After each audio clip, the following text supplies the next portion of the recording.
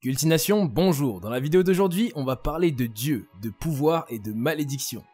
Vous l'avez sûrement bien deviné, on va parler de mythologie grecque, pour plus précisément découvrir les différents dieux des histoires grecques.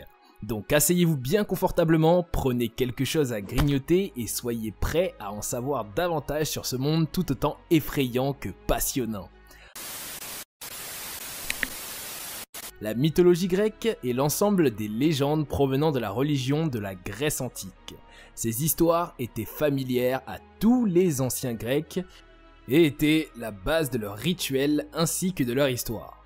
Les dieux de la mythologie grecque ont marqué l'histoire des hommes. Aujourd'hui encore, de nombreux récits racontent leurs exploits et leurs aventures. Apparue autour de 3000 avant Jésus-Christ, la mythologie grecque est particulièrement riche. Mais quelques dieux sortent du lot, à commencer par le roi Zeus. Zeus était le roi des dieux olympiens et la divinité suprême dans la religion grecque.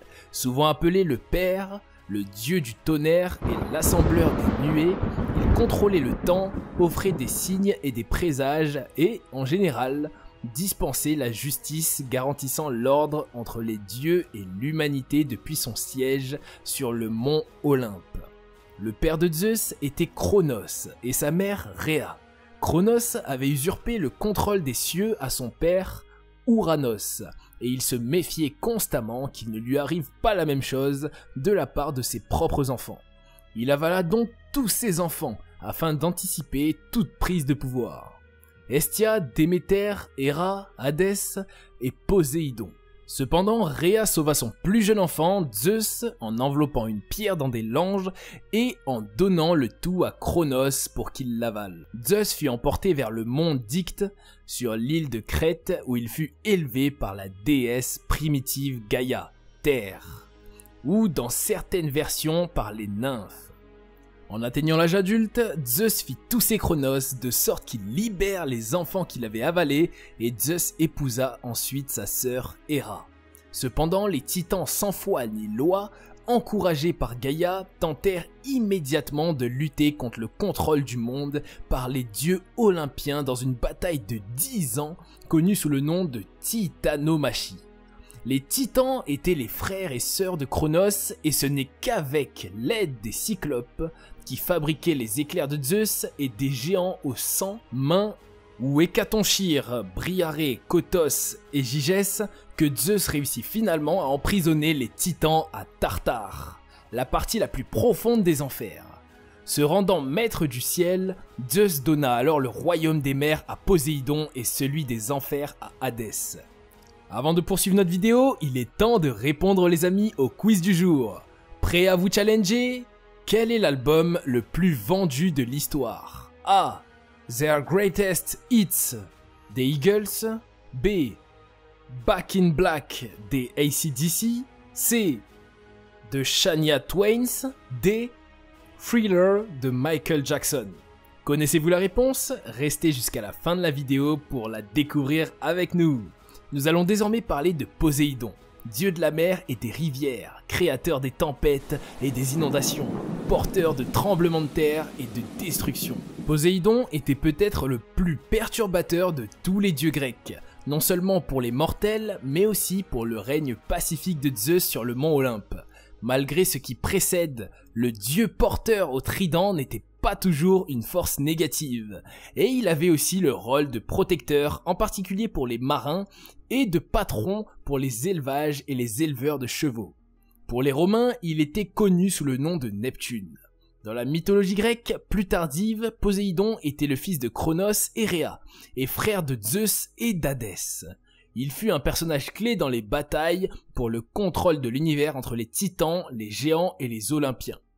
À leur victoire, les trois frères tirèrent au sort pour décider sur quel domaine ils régnèrent. Et Poséidon gagna la mer. Le dieu habitait dans de magnifiques demeures dorées sous la mer, magnifiquement ornées de corail et de fleurs des mers. Traditionnellement, ce palais sous-marin qui comprenait des écuries de beaux chevaux blancs était situé près d'Égée en Eubée. Apparemment non content de régner seulement sur les mers, Poséidon interféra souvent dans les plans de Zeus et une fois même tenta de renverser son frère avec l'aide d'Héra et d'Athéna. c'est à titre de punition pour cette terrible trahison que Poséidon fut obligé de construire les magnifiques murs de Troie. Selon la mythologie grecque, Athéna est la déesse la plus sage et aimée de tous. Connue comme étant la grande déesse aux sages conseils, elle est à la fois la déesse de la guerre et la défense des cités. Athéna est une déesse importante pour beaucoup de choses. Elle est la déesse de la sagesse, du courage et de l'inspiration, de la civilisation, du droit et de la justice, de la guerre stratégique, des mathématiques, de la force, des arts, de l'artisanat et des compétences. Elle n'a pas son égal pour les compétences stratégiques en matière de guerre, et souvent son nom est associé lorsqu'on parle de protection de toute entreprise héroïque. Admirée et célébrée, Athéna a joué un rôle significatif dans la mythologie grecque et dans la vie des Athéniens et de tous les Grecs. Une chose importante à garder à l'esprit est qu'Athéna était la déesse de la sagesse dans une société patriarcale où les femmes n'étaient que des servantes sexuelles. Ce fait a été très avancé pour l'époque. Le symbole de la déesse Athéna est le hibou, un oiseau également associé à la sagesse et à l'intelligence. La naissance d'Athéna est du moins peu ordinaire. Ouranos, le ciel étoilé, avertit Zeus que si Métis avait un fils, il lui prendrait le trône. Un des jeux préférés des dieux est de se transformer. Zeus convoque alors Métis et les deux se transforment en s'amusant beaucoup.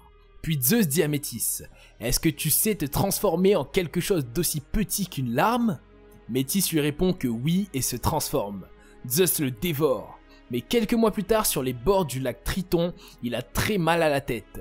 Alors Zeus va demander à Héphaïstos, dieu forgeron, de lui fendre le crâne avec un coup de hache pour le libérer de cette souffrance.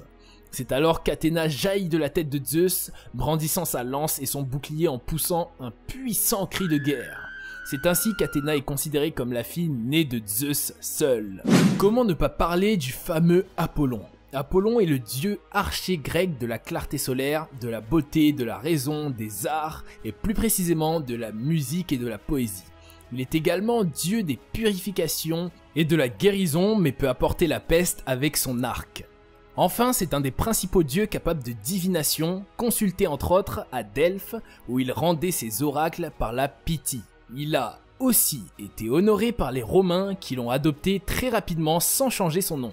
C'est peut-être le dieu qui a le plus été adoré dans toute la mythologie gréco-romaine et l'un des plus complexes à cerner, d'autant plus qu'il a, au fil du temps, absorbé d'autres dieux mineurs. Apollon est le fruit de l'union illégitime de Zeus avec le titan de Léto. Selon les hymnes homériques, Léto, poursuivi par Héra alors qu'elle est enceinte, ne trouve lieu où accoucher. Les cités et villages craignent en effet la colère de Héra. Une version du mythe dit que c'est le dragon Python qui, envoyé par Héra, poursuit Léto pour l'empêcher d'accoucher. Cette longue errance se termine sur l'île de Délos où Léto peut enfin enfanter. Au pied du mont Sainte, contre un palmier ou un olivier, elle donne naissance à Apollon.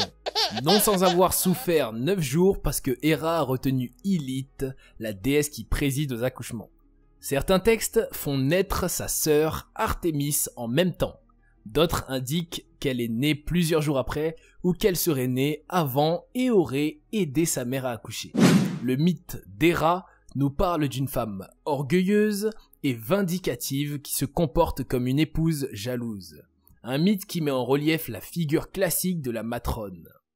Le mythe d'Héra fait référence à l'une des facettes les plus classiques, mais aussi les plus pauvres de la figure féminine. Il représente une matrone toujours en proie à la jalousie et qui ne perd jamais une occasion de se venger. L'infidélité systématique de son époux Zeus l'a placée continuellement dans cette position. Pour les Grecs, le mythe d'Héra représentait l'archétype de la femme typique. Elle était la déesse du mariage et de la vie familiale. Sa spécialité était de défendre ces deux institutions à n'importe quel prix. Elle était aussi la divinité féminine la plus importante de l'Olympe et d'une façon ou d'une autre, elle parvenait toujours à s'en sortir. L'un des aspects les plus frappants du mythe d'Héra est le fait que, face à chaque infidélité de Zeus, elle planifiait une vengeance.